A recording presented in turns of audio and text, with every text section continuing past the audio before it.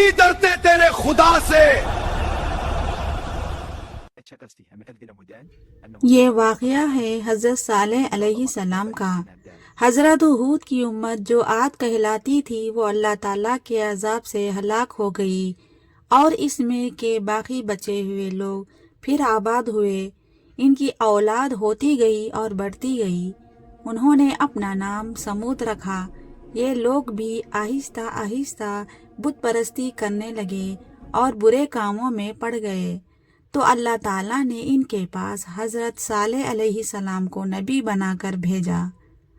انہوں نے اپنی قوم سے کہا کہ اللہ کی عبادت کرو، اس کے سوا تمہارا کوئی معبود نہیں، اور دیکھو اللہ تعالیٰ نے قوم ہود کے بعد تم کو سردار بنایا اور زمین پر آباد کیا۔ تم زمین میں بڑے بڑے محل بناتے ہو اور پہاڑوں کو کاٹ کاٹ کر اس پر بھی گھر تراشتے ہو۔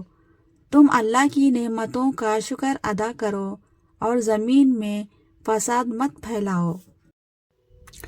ان کی قوم کے امیر اور سردار لوگ جو غرور کرتے تھے، انہوں نے ان غریبوں سے پوچھا جو حضرت صالح علیہ السلام پر ایمان لے آئے تھے کہ بھلا تم کو یقین ہے کہ صالح کو اللہ نے نبی بنا کر بھیجا ہے؟ ان غریبوں ایمان والوں نے کہا، ہاں ہم کو یقین ہے کہ حضرت صالح علیہ السلام کو اللہ تعالیٰ نے نبی بنا کر بھیجا ہے۔ اس پر مغرور امیر کہنے لگا کہ اچھا تم ایمان لاؤ، ہم تو ایمان نہیں لاتے۔ ان امیر لوگوں یہ تعجب ہوا کہ اگر اللہ پاک کسی کو نبی بنا کر بھیجتا تو ہم امیروں میں کسی کو نبی بناتے۔ حضرت صالح علیہ السلام برابر اللہ تعالیٰ کا پیغام ان کو پہنچاتے رہے، مگر کوئی ان کی نہ سنتا بلکہ الٹا مذاق اڑاتے۔ آخر ان لوگوں نے فیصلہ کر لیا کہ حضرت صالح علیہ السلام کو کہا جائے کہ اگر سچے نبی ہو تو اس پہاڑ میں سے اونٹنی پیدا کر دے، ہم آپ پر ایمان لے آئیں گے اور جائیں گے کہ آپ سچے نبی ہیں۔ حضرت صالح علیہ السلام نے اللہ تعالیٰ سے دعا کی اور اللہ تعالیٰ تو سب کچھ کر سکتے ہیں۔ اللہ تعالیٰ حضرت صالح علیہ السلام کی دعا قبول کی اور ایک پہاڑ سے اونٹنی کو پیدا کر دیا، لیکن ان کی قوم یہ سچائی دیکھنے کے بعد پھر بھی ایمان نہ لائی۔ یہ اللہ کی اونٹنی ایسی تھی کہ جس چشمے پر جا کر پانی پیتی تھی سب پانی ختم کر دیتی۔ صالح علیہ السلام نے اپنی قوم سے کہا کہ دیکھو اس اونٹنی کے لیے باری مقرر کر لو، ایک روز تمہارے جانور چشمے سے پانی پئیں اور ایک روز یہ اونٹنی پیئے، لیکن دیکھو اس کو بری نیت سے ہاتھ نہ لگانا، یعنی اس کو تکلیف نہ پہنچانا، ورنہ تمہارے حق میں اچھا نہ ہوگا۔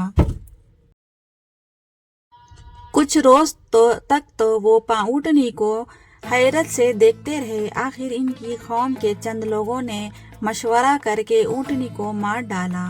حضرت صالح علیہ السلام کو اس کی خبر ہوئی تو آپ کو بہت رنج ہوا، اور انہوں نے اپنی قوم سے کہا کہ میں نے تم کو منع کیا تھا کہ اس اونٹنی کو تکلیف مت دینا، ورنہ تم پر جلد اللہ کا عذاب آئے گا، مگر تم نے نہ مانا۔ اب تم لوگ اپنے گھروں میں 3 روز اور مزے کر لو، اس کے بعد اللہ تعالیٰ کے عذاب آئے گا اور تم سب کو ختم کر دے گا۔